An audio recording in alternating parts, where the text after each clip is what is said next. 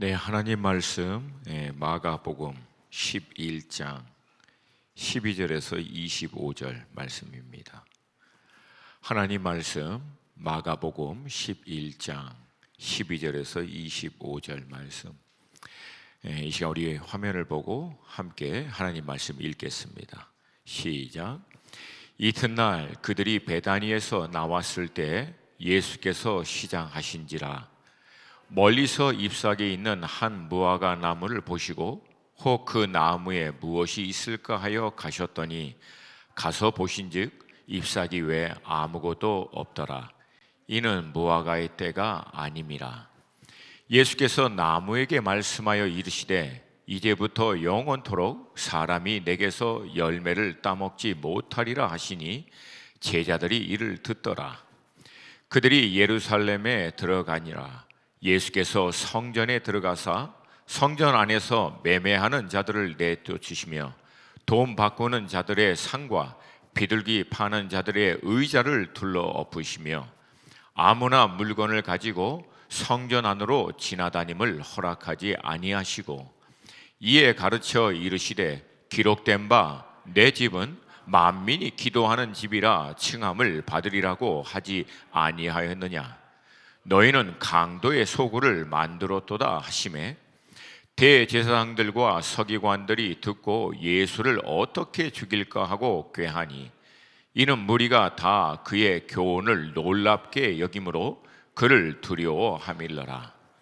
그리고 날이 저물매 그들이 성 밖으로 나가더라. 그들이 아침에 지나갈 때 무화과 나무가 뿌리채 마른 것을 보고 베드로가 생각이 나서 여짜오되 라삐여 보소서 저주하신 무화과 나무가 말랐나이다. 예수께서 그들에게 대답하여 이르시되 하나님을 믿으라. 내가 진실로 너희에게 이르노니 누구든지 이 산더러 들리어 바다에 던져지라 하여 그 말하는 것이 이루어질 줄 믿고 마음에 의심하지 아니하면 그대로 되리라. 그러므로 내가 너희에게 말하노니 무엇이든지 기도하고 구하는 것은 받은 줄로 믿으라. 그리하면 너희에게 그대로 되리라. 서서 기도할 때 아무에게나 혐의가 있거든 용서하라. 그리하여야 하늘에 계신 너희 아버지께서도 너희 허물을 사하여 주시리라 하시니라. 아멘. 오늘 본문 말씀은 열매 맺지 못하는 무화과 나무에 대한 예수님의 선포와 함께 일어난 사건들을 통해서 믿음에 대해 예수님이 가르쳐 주신 말씀을 기록한 말씀입니다. 여기서 먼저 우리가 좀 눈여겨봐야 할 것은 유대인들에게 있어서 무화과 나무가 의미하는 바가 무엇인지를 알아야 하는데 대략 세 가지로 설명할 수 있습니다. 가장 먼저 유대인들은요, 무화과 나무의 그 상태를 통해서 사계절을 분별합니다. 물론 우리가 이해하고 있는 사계절과는 다릅니다. 모든 잎이 떨어져서 회색으로 앙상한 가지만 드러내는 것을 보면 겨울이 되었음을 그들은 이제 알게 되고요. 가지가 연해지면서 작은 잎사귀, 첫 잎사귀와 함께 아주 작은 열매, 온전한 열매는 아니지만 그 작은 열매, 유대인들은 그 열매를 파게라고 부릅니다. 이때가 3월, 4월인 우리에게 봄에 해당하는 시즌으로 유대인들은 이해하고 있고요. 오늘 본문에 나오는 무화과 나무 때가 바로 이때를 얘기합니다. 다음은 본격적인 무화과 열매인 이 무화과 열매, 온전한 열매를 유대인들은 테나라고 부릅니다. 이 열매를 4회 정도를 거듭해서 5월에서부터 10월까지 맺게 되는데 이 기간을 유대인들은 여름으로 봅니다. 이 해석에 따라 오늘 이 유대인의 관점에서 이 무화과 나무의 상태의 해석에 따라 13절 말씀을 좀 더 정확하게 유대인의 관점으로 읽으면 이렇게 읽을 수 있습니다. 한번 13절 띄워보세요. 멀리서 잎사귀 있는 한 무화과 나무를 보시고 혹 그 나무에 작은 잎사귀와 함께 맺는 첫 번째 열매인 파게가 있을까요? 가셨더니 가서 보신즉 잎사귀 외에 아무것도 없더라. 파게를 찾는 이유는 여름에 맺는 태나의 때가 아직 아님이라 이렇게 이해할 수 있습니다. 그리고 마지막으로 여름이 지나며 이제 11월이 되면 이 무화과 나무에서 수액이 흘러나오고 나무 상태가 굉장히 끈적끈적하고 우리가 알고 있는 대로 이스라엘 중동 이 모래 먼지와 함께 굉장히 이제 지저분한 모습을 갖게 되는데 이때를 가을로 유대인들은 봅니다. 두 번째, 유대인들은 이 무화과 나무의 이 여름을 정말로 이해하고 있습니다. 마태복음 24장 32절과 33절 함께 좀 보겠습니다. 우리 함께 읽겠습니다. 시작. 무화과 나무의 비유를 배우라.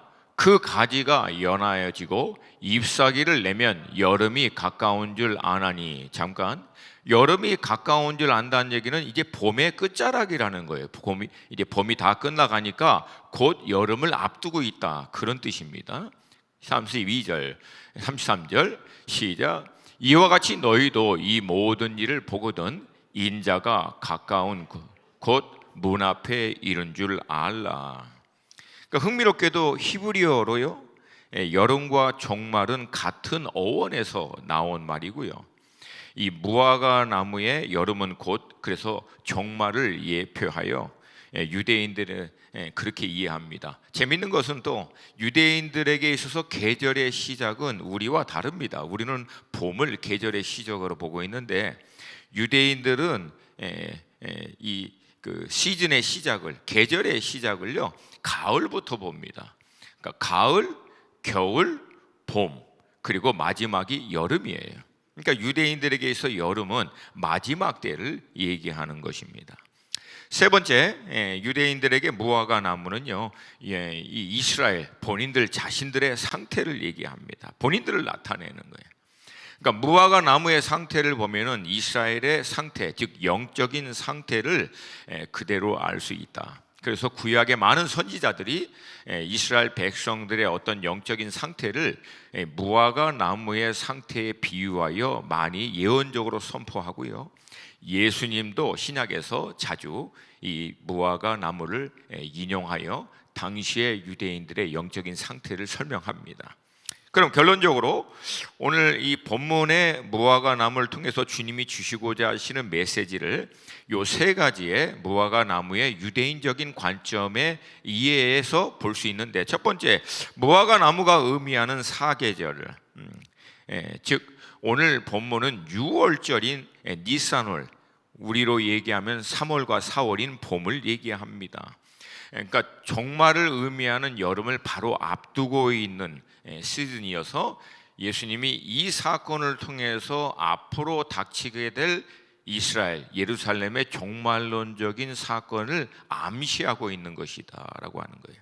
안타깝게도 예수님이 이 얘기를 한 것과 마찬가지로 AD 70년 로마의 디도 장군에 의해서 이스라엘이라고 하는 나라는 지구상에서 영원히 결국 멸망하게 됩니다. 물론 2000년이 지난 지금 다시금 회복되어 하나님의 놀라운 약속의 말씀이 2000년 후에도 성취되는 것을 우리에게 보여주십니다. 할렐루야, 할렐루야.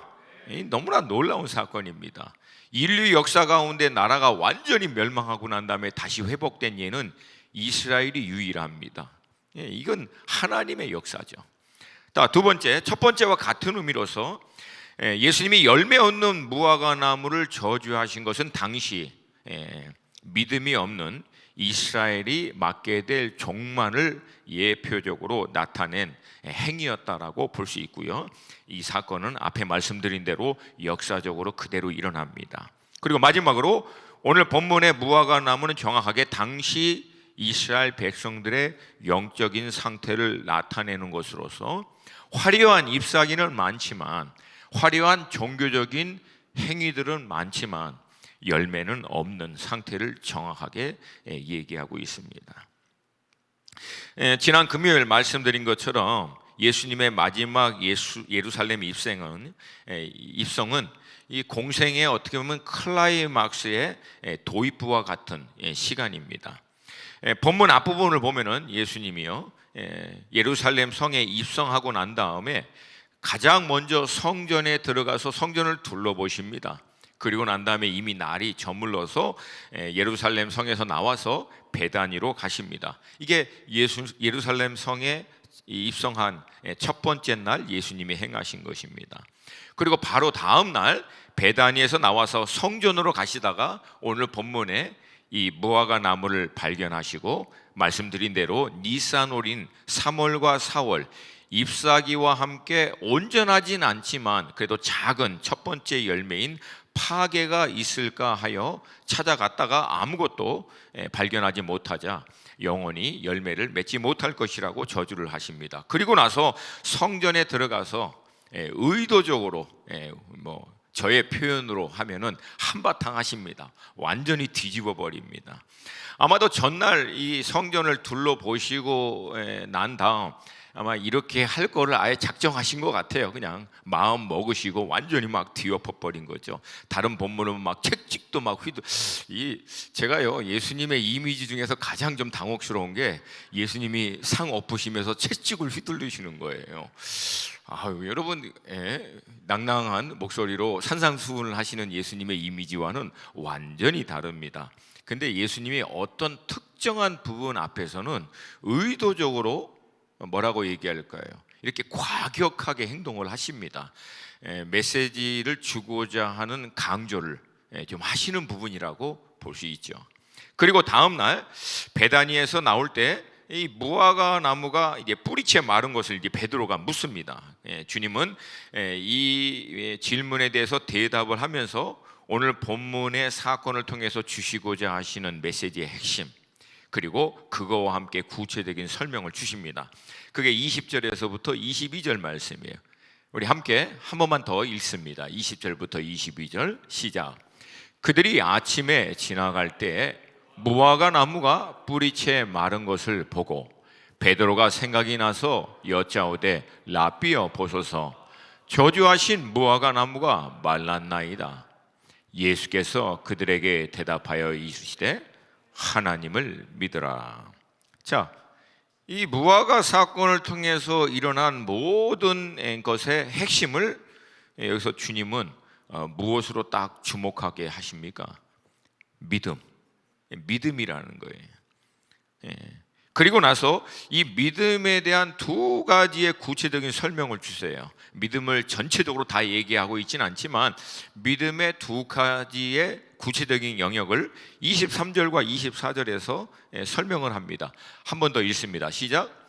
내가 진실로 너에게 이르노니 누구든지 이 산더러 들려 바다에 던져지라 하며 그 말하는 것이 이루어질 줄 믿고 마음에 의심하지 아니하면 그대로 되리라.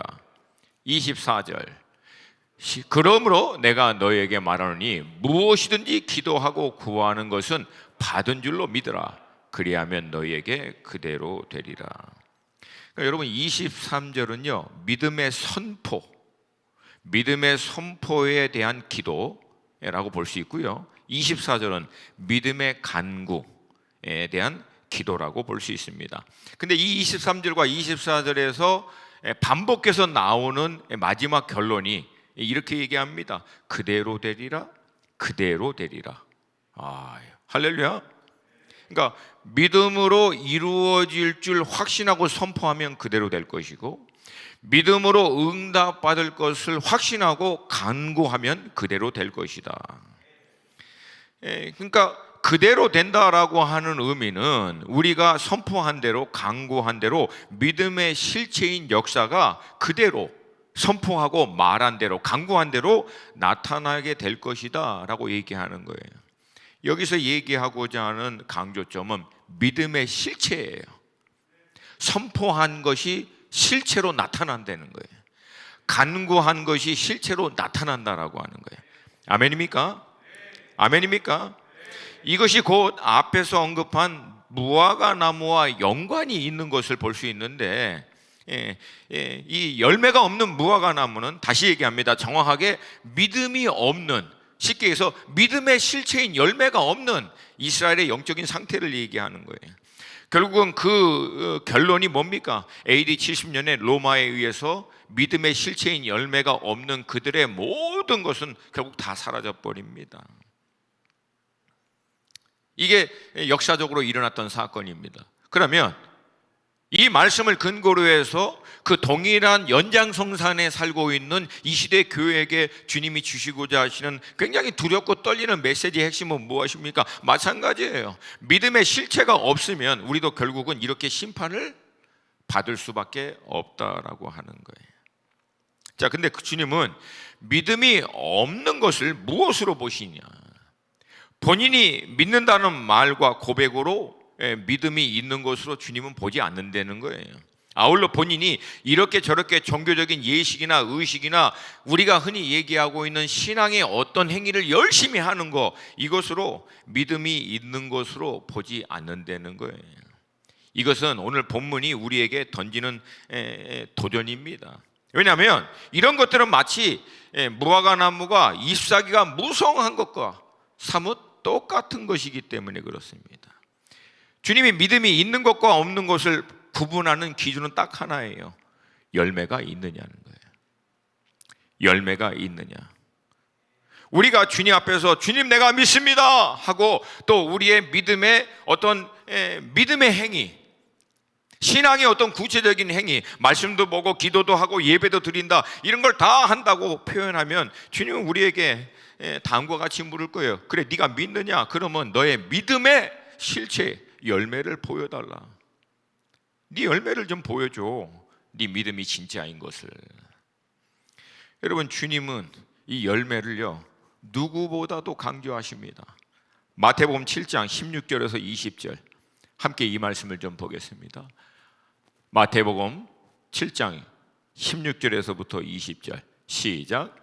그들의 열매로 그들을 알지니 가시나무에서 포도를 또는 엉겅퀴에서 무화과를 따겠느냐. 이와 같이 좋은 나무마다 아름다운 열매를 맺고 못된 나무가 나쁜 열매를 맺나니 좋은 나무가 나쁜 열매를 맺을 수 없고 못된 나무가 아름다운 열매를 맺을 수 없느니라. 아름다운 열매를 맺지 아니하는 나무마다 찍혀 불에 던져지느니라. 이러므로 그들의 열매로 그들을 알리라. 다시 한번, 이러므로 그들의 열매로 그들을 알리라. 여기서 한 단계 더 들어가죠. 열매 자체가 있느냐 없느냐 수준에서 멈추는 게 아니라 어떤 열매냐는 거예요. 아름다운 열매냐 아니냐. 주님이 보시기에, 주님이 보실 때 나의 믿음의 삶을 통해서 구체적으로 내가 맺는 열매는 어떤 열매냐. 앞서 말씀드린 대로 오늘 본문은 이 구체적인 열매를 두 가지 영역에서 우리에게 예로 설명합니다. 그 외에도 많겠죠. 그러나 특별히 여기서 두 가지로 얘기하는 거예요. 23절, 선포한 그대로 확신해서 선포했더니 열매가 선포한 대로 맺어졌느냐. 또 하나는 응답하여 주실 것을 믿고 간구했더니 간구한 그대로 응답한 열매가 있느냐.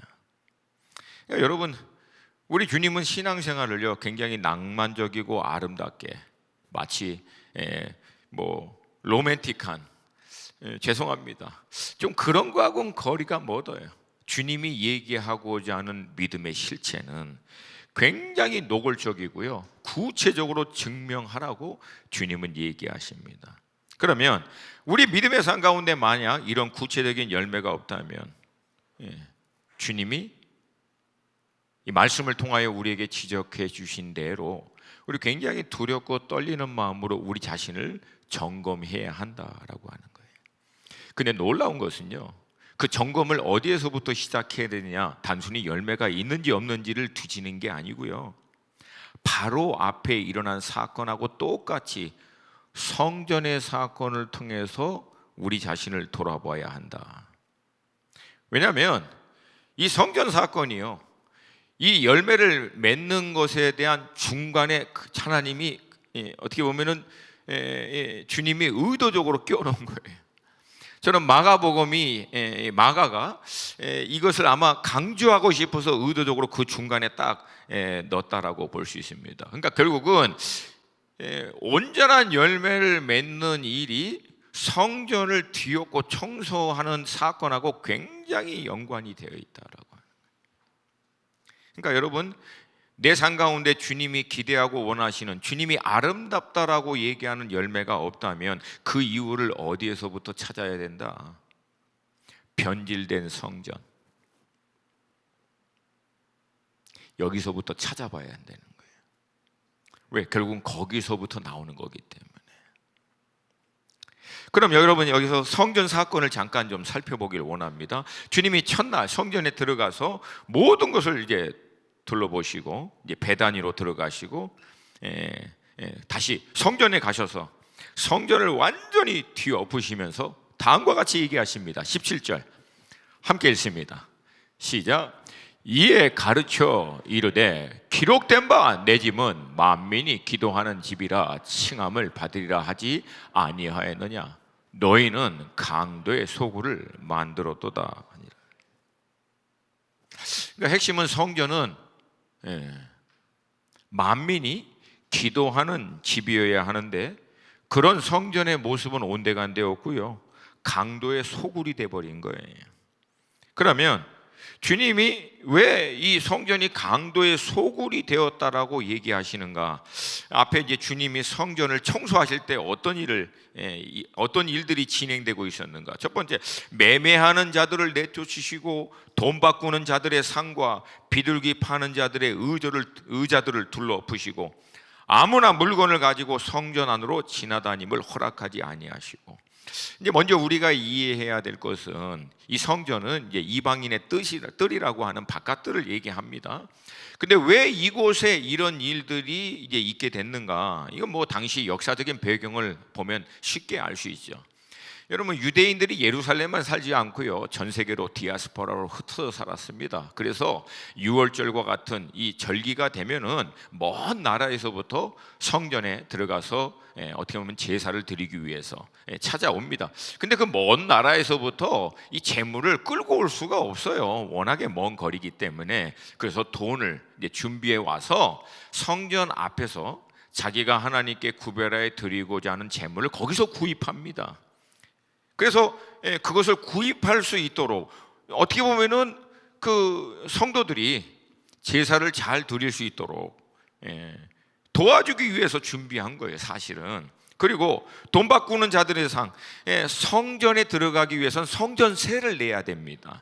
근데 뭐 당시 이제 로마 화폐죠, 전 세계 다른 나라들은. 근데 이제 당시에 이제 이 유대인들이 대제사장들과 종교 지도자들이 성전세만큼은 유대인의 화폐로 지불하도록 합니다. 여기에는 또 그들의 이권과 굉장히 연결이 많이 되어 있어요. 그래서 갖고 와서 그 로마 돈을 우리나라식으로 얘기하면 미국 갈 때 달러로 바꾸듯이 돈을 바꿔서 그 유대인의 화폐로 성전세를 내야 되니까, 이거 어차피 성전 들어가기 위해서는 돈 바꿔주는 사람이 그 앞에 이제 있어야 되는, 이것도 도와주려고 한 거예요. 뭐 비둘기 파는 자, 사실 이 모든 것들이 전혀 나쁜 동기에서 시작된 것은 아니고 성전에서 하나님께 온전한 제사를 드리게 하도록, 지금 우리로 얘기하면은 성도님들이 온전하게 하나님을 예배할 수 있도록 도와주기 위하여 준비한, 도와주기 위해서 우리가 결정한 이런저런 많은 것들을 있는데, 문제는 그 동기가 처음에는 아름답게 시작했다가 나중에는 변질됐다라고 하는 거예요. 온전한 제사를 드리도록 도와주기 위해서 준비한 것들이 나중에는 이권과 맞물려서 자기들이 취한 거예요. 여러분, 왜 강도의 소굴이라고 얘기했을까요? 성전은 하나님께 온전히 구별하여 드리는 장소인데, 하나님께 온전히 구별하여 드릴 장소에게 챙기는 거예요. 자기의 이권을, 자기의 권리를, 자기의 물질적인 것들을 이걸로 바뀌어버린 거예요. 또한 이것이 나중에는 관행이 됩니다. 여러분, 그렇게 하는 거를 제사를 드리기 위해서 찾아온 유대인들이 몰랐겠습니까? 다 알았죠, 어떻게 이제 진행되고 있는지를. 그러나 그냥 의례 그래겠거니 관행으로 그냥 뭐 그러려니 하고 넘어가 버린 거예요. 여러분, 이게 굉장히 중요합니다. 두 번째는요, 본질을 놓쳐버린 거예요. 제사를 온전히 드리게 하도록, 하나님께 온전히 기도를 드릴 수 있도록 영적인 교통을 할 수 있도록 준비했던 모든 것들이 결국은 하나님과의 온전한 교통을, 제사를 다 가로막는 것들이 돼버린 거예요. 그러니까 주객이 전도가 된 거죠. 본질을 놓쳐버린 거예요. 그리고 강도의 소굴처럼 서로 막 자리세 내가면서 좋은 자리 차지해서 더 많이 돈을 바꿔주고 더 많은 재물을 팔아서 이권을 챙기고 그거 자리 확보하기 위해서 대제사장에게 뇌물 주고, 그러다 보니까 여러분 그 앞에서 상 차려놓고 의자 놓고 하던 사람끼리 막 싸우고 별놈의 일들이 다 일어나는 거예요. 깡패도 동원하고 막 양아치도 동원돼서 하고 이런 일들이 비일비재. 그러니까 주님이 볼 때는 가관도 아닌 거예요. 가관이. 그러니까 여러분 본질을 놓쳐버리면 안타깝게도 이런 일들이 일어나게 됩니다. 자, 그러면 이 시대 우리에게는 이 성전이 의미하는 바가 뭘까요? 넓게는 우리가 함께 모여 예배를 드리고 있는 이 예배 공동체, 이 교회 건물, 아니면 우리 교회라고 볼 수 있습니다. 그리고 작게는 이 교회 공동체를 이루고 있는 우리 한 사람 한 사람이 바로 성전이라고 성경은 얘기합니다. 아멘입니까? 아멘입니까? 그럼 이 시대를 살고 있는 우리들에게 예수님의 이 성전에 청소하는, 성전을 뒤엎는 사건을 통해서 주님이 우리에게 좀 주시고자 하시는 메시지의 핵심은 무엇일까요? 첫 번째, 늘 동기를 살피라는 거예요. 늘 동기를 살피라는 거예요.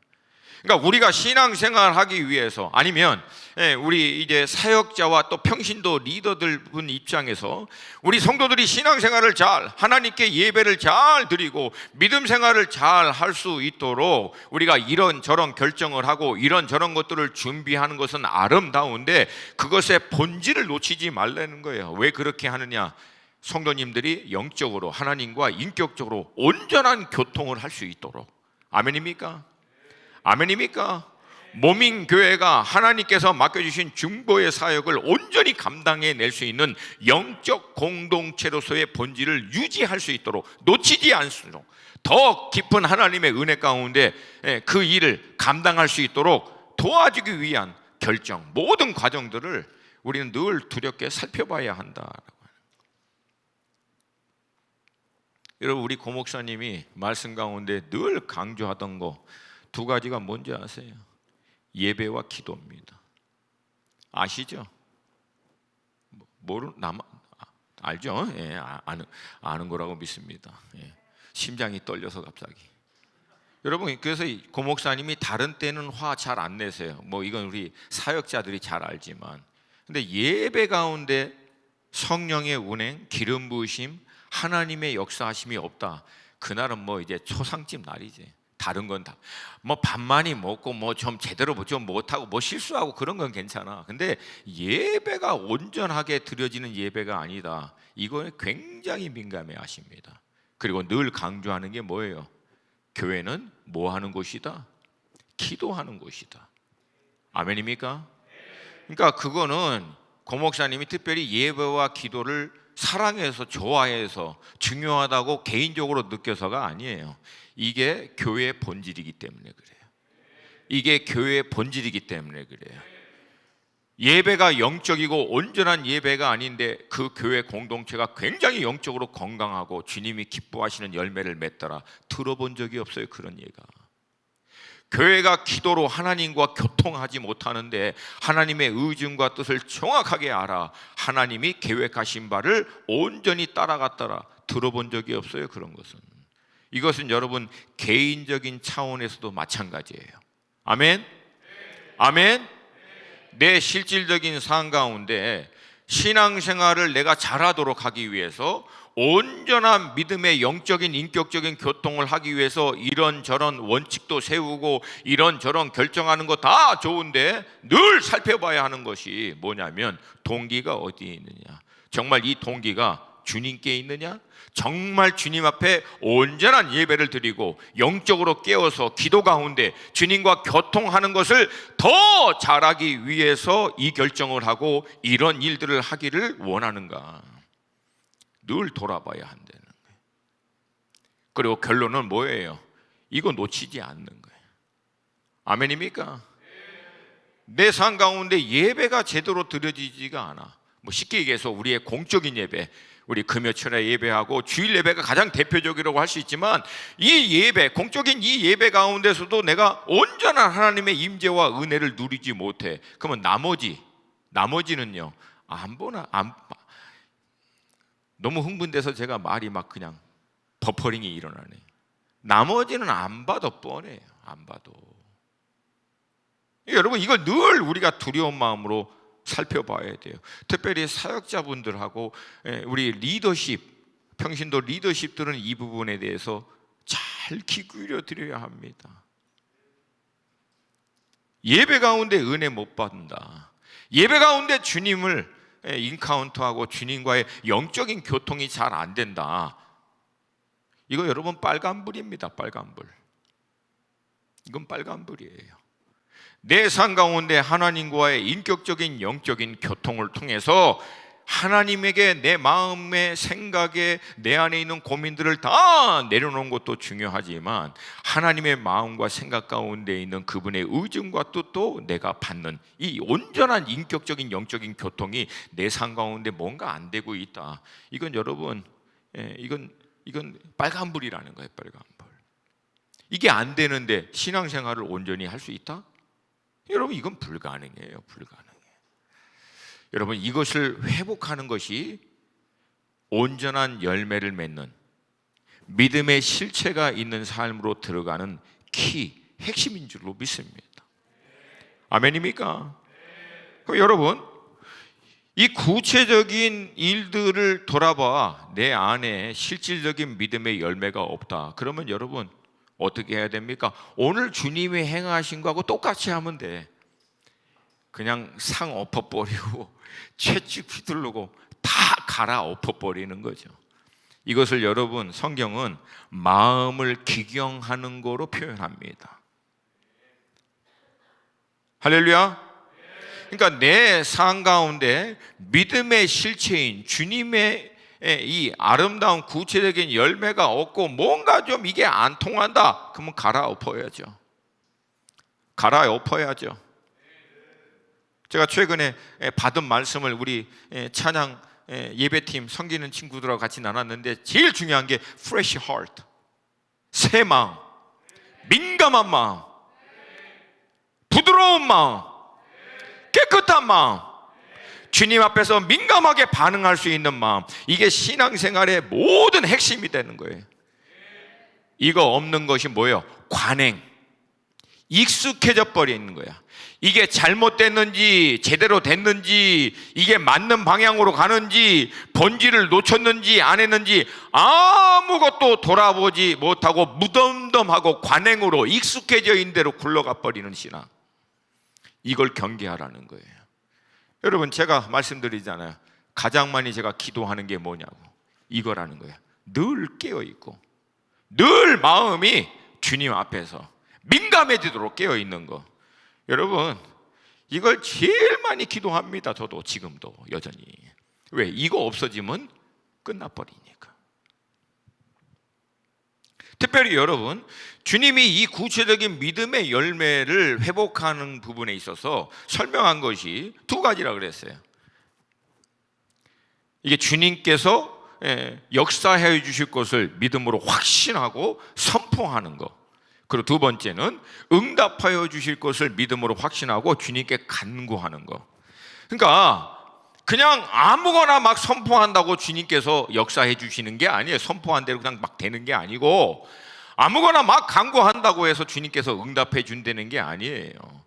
여러분, 그렇게 믿기 위해서는 내가 선포하는 것을 주님이 선포한 대로 역사해 주실 것을 무엇으로 확신할 거냐는 얘기. 내가 간구한 것을 주님이 정말 들어주시고 응답하여 주실 것을 어떻게 확신하고 간구할 것이냐는 얘기예요. 그냥 막 간구한다고 들어주는 게 아니라 무엇을 근거로 응답해 주시고 선포한 대로 역사해 주실 것을 확신할 거냐는 얘기예요. 이게 바로 성전을 주님이 뒤엎으신 핵심입니다.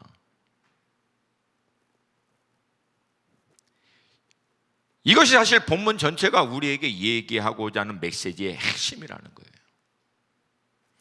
앞서 주님이 누구보다도 열매에 대해서 강조하는 말씀을 나누면서 마태복음 7장 16절에서부터 20절 말씀을 읽었어요.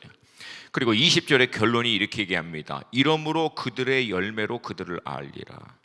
그리고 이어서 주님은요, 굉장히 충격적인 예화와 함께 우리에게 너무나 익숙하고 귀에 많이 들었던 그런 결론을 다음과 같이 얘기합니다. 먼저 충격적인 예화는 뭡니까? 나더러 주여 주여 하는 자마다 다 천국에 들어갈 것이 아니요 다만 하늘에 계신 내 아버지의 뜻대로 행하는 자야 들어가리라. 이 말씀하시고 난 다음에 주님이 뭐라고 예를 드냐면, 마지막 때에 주님 앞에 와서 사람들이 그런다는 거예요. 주여 주여, 우리가 주님의 이름으로 선지자 노릇하고 주님의 이름으로 귀신도 쫓아내고 주님의 이름으로 우리가 권능도 행하였습니다. 자기들이 행한 것을 막 주님의 이름으로 행한 것을 막 나열하는 거예요. 근데 주님이 뭐라고 얘기합니까? 다 떠나가라고. 불법을 행하는 자들아. 불법이라고 한 거예요. 이들이 행한 모든 것들을. 그러니까 아름다운 열매와 사뭇 다른 잘못된 열매라고 얘기하는 거죠. 그리고 나서 우리에게 익숙한 결론인 바로 반석 위에 집을 지은 결론을 뒤에서 설명하는데, 이 반석 위에 지은 집과 모래 위에 지은 집의 요 결론 부분을 많은 부분들이 듣기만 하고 행위가 없는 믿음에 대해서 경고하는 결론이라고 얘기하는데, 여러분 사실 아니에요. 전혀 그런 의도가 아닙니다. 왜냐하면 만약에 듣기만 하고 실천하지 않는 것들에 대한 결론이 반석과 모래의 차이라면 앞에 있는 사람은 무슨 말입니까? 그 사람들이 안 했어요? 아니요, 누구보다도 열심히 했어요. 본인들 스스로가 얘기하잖아. 선지자 노릇도 하고 귀신도 쫓아내고 권능도 행했다고 얘기하잖아요. 안 한 게 아니라는 거예요. 한 거예요, 분명히. 근데 반석 위에 지은 집과 모래 위에 지은 집의 정확한 구분은 딱 하나입니다. 나의 이 말을 듣고 행하는 자.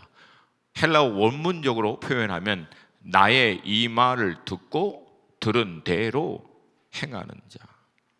여기서 주님은 아름다운 열매 아니면 믿음의 실체인 열매가 있고 없고의 모든 기준을 뭐라고 얘기하냐면, 오늘 이 본문에서 사용하고 있는 듣다라고 하는 아코라고 하는 이 단어는요, 그냥 듣는 거 아니에요. 주의하여 경청하여. 결국은 뭐예요?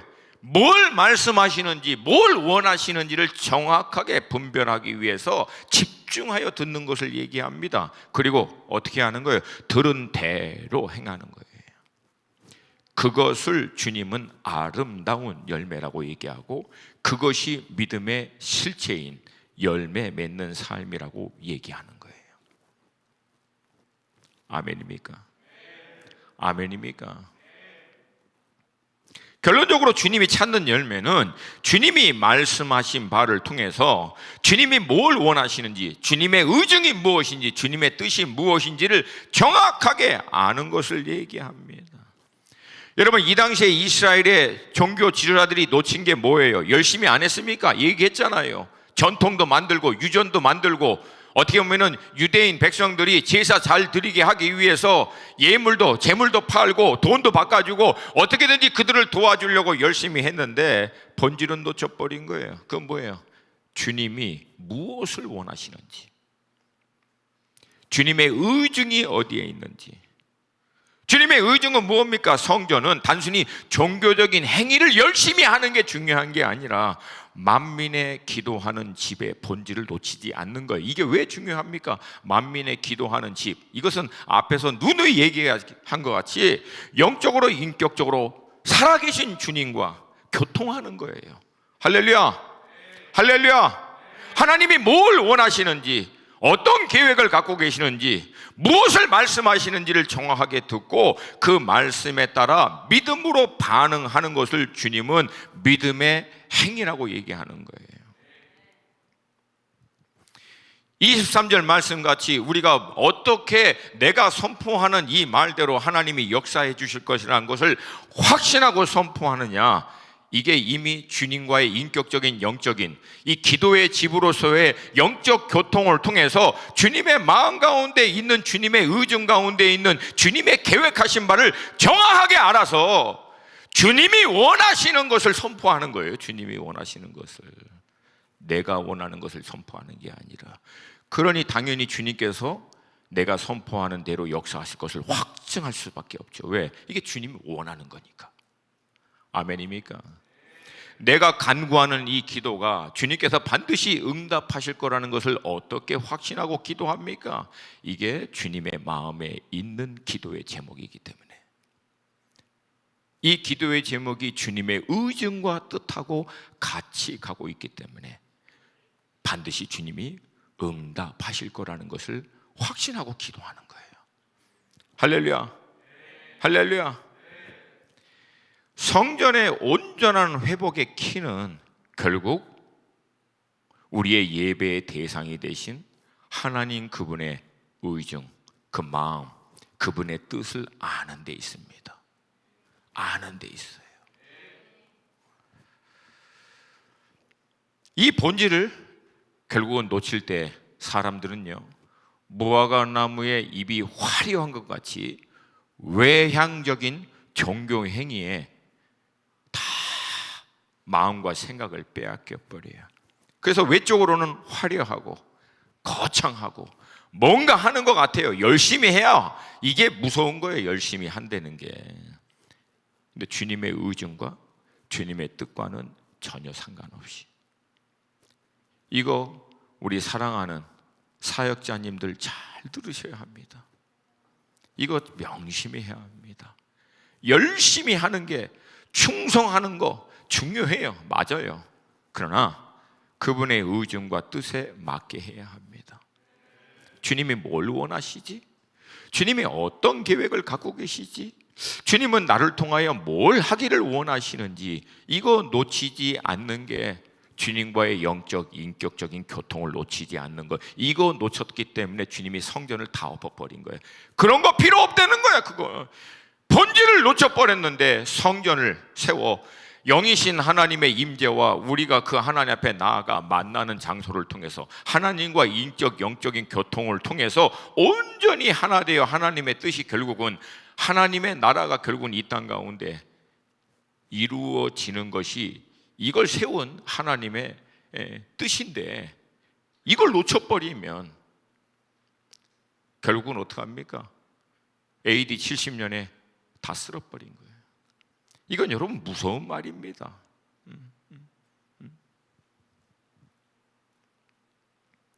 이 말씀을 통해서 주님 우리에게 말씀하십니다.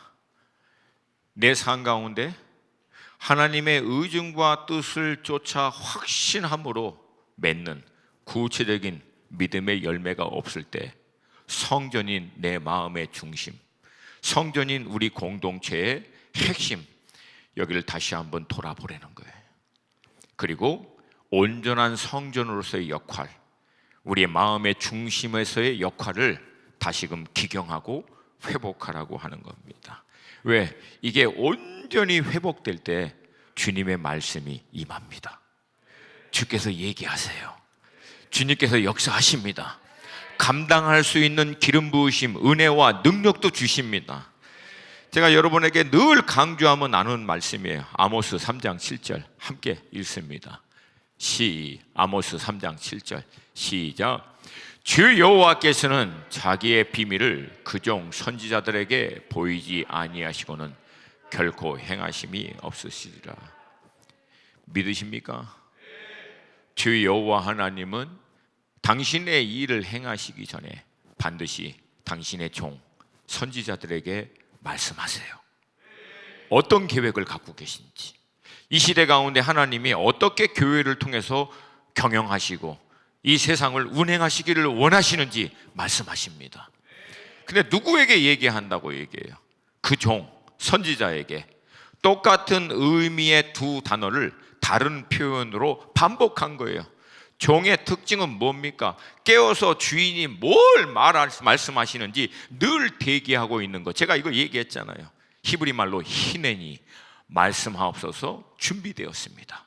뭐라고 말씀하시든 그 말씀의 대로, 아까 얘기한 대로 말씀하신 그대로 들은 대로 행할 준비가 되어 있습니다. 그렇게 늘 대기하고 있는, 신약에서는 이것을 깨어있는 거라고 얘기하잖아요. 그 종에게 주님 말씀하신다는 거예요. 할렐루야, 할렐루야. 선지자 말씀 받은 대로 선포하는 거예요. 선지자가 무턱대고 선포했더니 그냥 불이 임하고 비가 멈추고 비가 다시 내리는 게 아니라 하나님이 말씀하신 것을 정확하게 듣고 그 말씀대로 선포한 거예요. 할렐루야, 할렐루야. 우리 교회 공동체가 하나님이 원하시는 온전한 성전의 영적인, 하나님과의 영적인 인격적인 공동체를, 이 교통을 온전히 감당해내는 공동체의 모습이 회복되고, 그 공동체 우리 한 사람 한 사람이 하나님과 영적인 인격적인 교통을 온전히 누릴 수 있는, 감당할 수 있는 하나님의 사람으로 우리 성전이, 마음의 중심이 준비되면 주님의 말씀이 임한다는 거예요. 말씀이 임한다는 거예요. 그러면 담대하게 그 말씀과 눈에 보이는 상황과 환경이 아무리 달라도 선포하는 거예요. 왜? 하나님이 말씀하셨으니까 반드시 이루어질 거라고 믿고 선포하는 거예요. 할렐루야, 할렐루야. 요한복음 16장 13절 한 번 더 읽습니다. 시작. 그러나 진리의 성령이 오시면 그가 너희를 모든 진리 가운데로 인도하시니 그가 스스로 말하지 않고 오직 들은 것을 말하며 장래 일을 너에게 알리시리라. 장래 일은 뭡니까? 장래 하나님께서 저들을 통하여 행하실 일들. 할렐루야. 하나님이 행하실 일들을, 장래 행하실 일들을 말씀하신다는 거예요. 성령 하나님께서 임하셔서 온전히 주장하시게 되면 하나님의 깊은 곳을 통달하신 성령님께서 우리에게 하나님의 장래의 계획들, 구체적인 뜻들을 말씀하시고 인도해 주실 것이다. 여러분, 사실 그게 임할 때까지, 그게 내 안에 딱 도킹이 되고 클릭이 될 때까지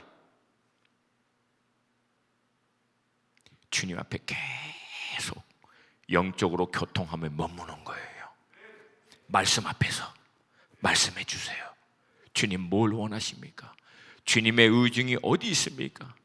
이 시대에 주님께서 우리 수원하나교회 공동체를 통해서 무엇을 하기를 원하십니까? 셀리더인 저를 통해서 주님 어떻게 하기를 원하십니까? 사역자인 저를 통해서 이 모민교회와 주께서 허락하신 이 땅에서 주님 구체적으로 제가 무엇을 어떻게 주님에게, 주님의 의중과 뜻을 따라 행하시기를 원하십니까? 말씀하여 주시옵소서.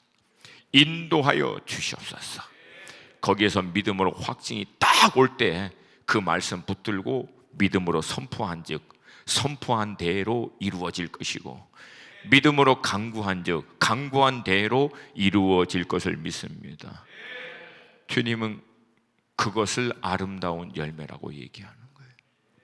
주님의 의중과 뜻과 구체적인 계획과 상관없이 내 생각으로, 내 열심으로, 내가 원하는 대로 이렇게 저렇게 계획해서 막 열심히 해드린다라고 해서 그것을 열매 있다라고 얘기하는 게 아니라, 창조 이전부터 세상의 시작과 끝에 대한 완전한 계획을 이미 가지시고, 우리가 모태에서부터 조성되기 이전부터 이미 우리의 나를 다 보신 주께서 우리 개개인들을 향한 계획을 가지시고 인도하시는 주님의 그 음성, 주님의 그 인도하심을 쫓아 나아가 순종함으로 맺는 열매, 주님은 그 열매만 인정하시겠다라고 하는 겁니다. 여러분, 우리 안에 이 온전한 믿음의 실체, 이 열매가 회복될 수 있기를 주님의 이름으로 축복합니다. 이 시간 좀 우리 찬양팀 좀 나와 주시고.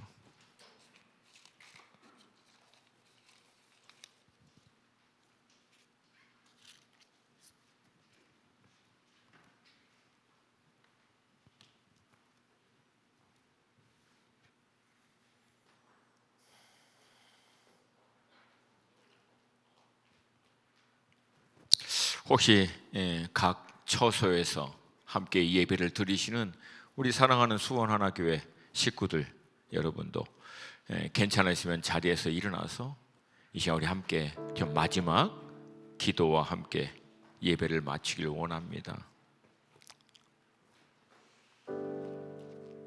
여러분, 사실 제 안에 있는 믿음의 아니면 사역의 딜레마도 솔직히 고백하면 눈에 보여요. 이렇게 저렇게 하면 될 것 같고, 또 열심으로, 뭐 제가 조심스럽지만 25년 사역을 했잖아요. 그러니까 대충 어떻게 하면 될 것 같고, 될 것 같은 게 눈앞에 보일 때도 있고요, 또 그런 요청도 있고, 그럴 때마다 늘 갈등하는 거예요. 내 생각대로, 내가 원하는 대로, 내 열심대로 할 것인가, 아니면 정말 답답하고 힘들어도 어떤 분이 이제 그렇게 표현하고, 누가 알아 내 속을, 누가 알아 내 속을. 여러분, 때로는 제 마음이 그래요. 그때도 그냥 버티고 있는 거예요. 머물러 있는 거예요. 주님의 의중과 뜻이 분명할 때까지 다시 말씀해 주세요. 다시 인도해 주세요. 주님 뭘 원하십니까? 이거 될 때까지 우리가 드렸던 찬양과 같이 그 지성소 가운데 주님의 임재, 은혜 가운데 들어가서 계속 머무는 거예요. 주님 말씀해 주세요. 주님 인도해 주세요. 주님 역사하여 주시옵소서. 나의 계획, 나의 생각들, 내 안에 있는 나의 열정들, 이런저런 눈에 보이고 알게 되고 될 것 같다라고 생각하는 모든 것도 다 내려놓고 주님만 바라봅니다. 주님 말씀해 주세요. 그리고 인도해 주세요. 나를 누구보다도 잘 아시는 주님, 내가 확증할 수 있도록, 내가 알 수 있도록, 우리 교회가 알 수 있도록, 우리 교회가 확증할 수 있도록 말씀하여 주시옵소서. 인도하여 주시옵소서. 이거 안 되게 하는 모든 잡다한 것, 그 예수님이 하신 거죠. 상 엎어버리고 휘둘러 다 뒤엎어버린 거야. 다 필요 없어, 다 필요 없어, 다 필요 없어. 본질을 회복해, 본질을. 내 아버지의 집은 만민이 기도하는 집이야. 그 핵심은 뭡니까? 기도를 통하여, 영적인 이 교통을 통하여 아버지의 뜻을 알아. 아버지의 뜻이 땅에서 이루어지는 것, 예수님이 우리에게 가르쳐 주신 기도의 핵심, 뜻이 하늘에서 이루어진 것 같이 땅에서도 이루어지이다. 이거와 상관없는 열매 인정 안 하신다는 거예요, 여러분. 근데 그 뜻에 따라 믿음으로 선포하고, 믿음으로 간구하고, 그 뜻에 따라 순종함으로 맺은 열매는, 그 열매가 세상의 기준으로 볼 때 아무리 작고 보잘것없고, 인간적인 우리의 기준으로 볼 때 얼마나 보잘것없는 것인지 상관없다는 거예요, 여러분. 크고 위대한 일은 주님께로부터 옵니다. 주님이 행하십니다. 주님이 우리에게 원하시는 것은 순종이라는 거예요. 근데 그 열매를 주님은 아름다운 열매로, 그리고 뭐라고 얘기합니까? 그 열매로 나무를 알 수 있다는 거예요. 주님의 의중과 뜻과 구체적인 계획과 상관없이 맺는 열매, 그 열매를 맺는 나무. 너는 누구냐는 얘기예요. 너는. 그래놓고 주여 주여 하냐고. 주님이 나의 의중과 뜻과 구체적인 계획과 인도하심과 상관없이 자기 열심으로, 자기 생각으로, 자기 노력으로, 자기 의로 이런저런 열매를 맺었다고 얘기하는데, 너하고 나하고 무슨 상관이 있느냐는 얘기예요. 여러분, 이게 예수님이 말씀하시는 핵심 아닙니까? 물론 쉽지 않아요. 사역자인 저에게도 쉽지 않으니까 여러분에게도 물론 쉽지 않겠어요. 그러나 여러분, 쉽지 않다고 해서 불가능한 건 아닙니다. 그리고 감사한 것은 이거 감당할 수 있도록 성령님께서 우리 안에 역사해 주실 줄로 믿습니다. 지성소로 들어가세요. 마음을, 우리의 성전을 다시 한번 기경하시고 회복하셔서 본질을 회복할 수 있기를 도전드립니다. 본질은 그분의 뜻이 땅에서 이루어지는 거예요. 그 그분의 의중과 계획이 나를 통해서 이 땅 가운데 우리 교회 공동체를 통해서 이루어지는 것입니다. 그것이 주님께서 영광을 받으시고 흠양하시기 원하시는 가장 아름다운 열매라고 얘기하시는 거예요. 주님, 이 본질이 우리 가운데 회복되게 하옵소서. 잎사귀만 무성한 무화과 나무처럼 돼서 결국은 열매 없이 끝나는 인생 되지 않게 하시고, 주님이 원하시는 열매, 주님의 의중과 뜻에 합한 열매, 이 열매 하나 온전히 맺어 주님 앞에 영광을 드리는 인생, 또 우리 교회가 되게 하여 주시옵소서. 우리 주님의 이름 한번 부르고 2, 3분이지만 우리 전심으로 우리 사랑하는 식구들 각자 초소에서도 여러분, 주님 반드시 역사하실 줄로 믿습니다. 이거는 주님의 뜻이기 때문에 우리의 기도를 들으신 줄로 믿습니다. 결단하면 주님께서 역사하실 줄로 믿습니다. 주님의 이름 한번 부르고 기도합니다. 주여!